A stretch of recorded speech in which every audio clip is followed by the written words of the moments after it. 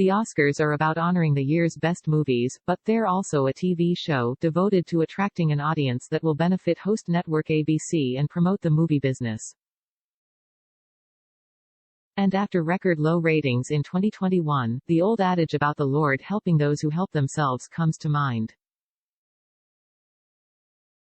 The Academy of Motion Picture Arts and Sciences is surely feeling pressure to breathe some life back into ratings for the Oscars, and part of that plan has logically involved nominating movies that more people have actually seen.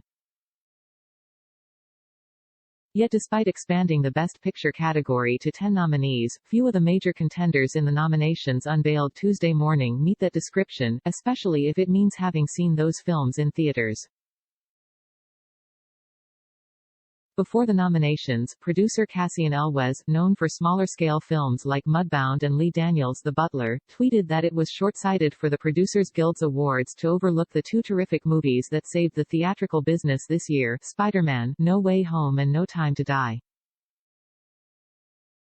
If you subscribe to that theory, the Oscars will be inordinately reliant on movies that have primarily reached audiences through streaming, with two Netflix titles, Don't Look Up and The Power of the Dog, among the 10 nominees, joined by Apple's Coda, and King Richard and Dune, which premiered simultaneously in theaters and on HBO Max.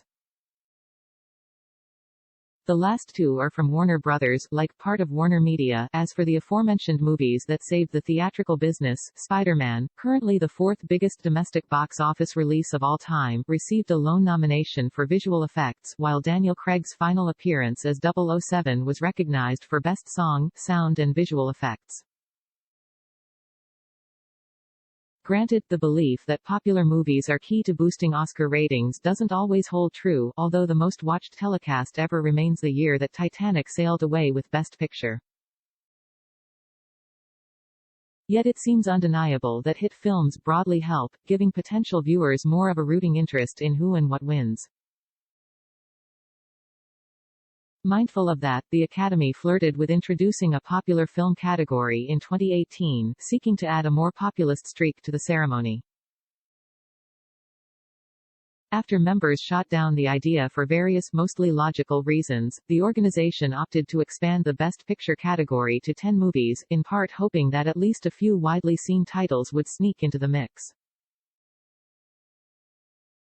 Smaller movies, however, have generally prevailed. And part of the challenge that the Oscars and the movie business face has stemmed from the consumer pivot to streaming, a trend that was already growing before being dramatically hastened by the global pandemic. Hidetoshi Nishijima and Toko Miura in Drive My Car, which received Oscar nominations for Best Picture and International Film.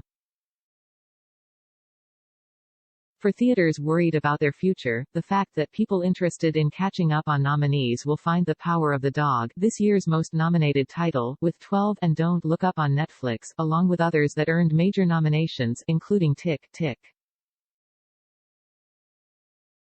Boom, and The Lost Daughter, won't ease those concerns, because streamers generally don't provide detailed viewing data. It's unclear how many people have seen some of these movies, but they're obviously being watched via those platforms in vast numbers.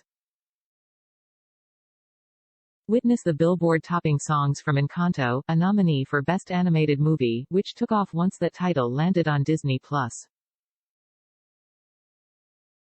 While blockbusters other than the sci-fi epic Dune, a more modest box office performer, remained scarce in the Best Picture category, the Academy did recognize an international movie, Japan's critical darling Drive My Car, as well as its director, Ryusuke Hamaguchi. That follows the historic Best Picture win by Parasite 2 years ago. In addition, the Danish animated documentary Flea registered an impressive showing, notching nominations in the animated, documentary and international film categories. The Academy's ongoing efforts to be more representative in terms of diversity and in conclusion continue to yield mixed results, with some notable oversights, see Ruth Negga for Netflix's Passing, but major acting nominations for Denzel Washington, The Tragedy of Macbeth, Ariana DeBose, West Side Story, and Will Smith and Anjanou Ellis, King Richard. Inevitably, the omissions will receive as much attention as the nominees, but by now it should be clear that the Oscars can never please everybody, especially with 10 Best Picture nominees and only 5 slots for directors. Whether that somewhat disjointed roster adds up to a menu that will lure back more viewers remains to be seen. But if the Academy does see ratings rebound, the hero will be streaming, not Spider-Man.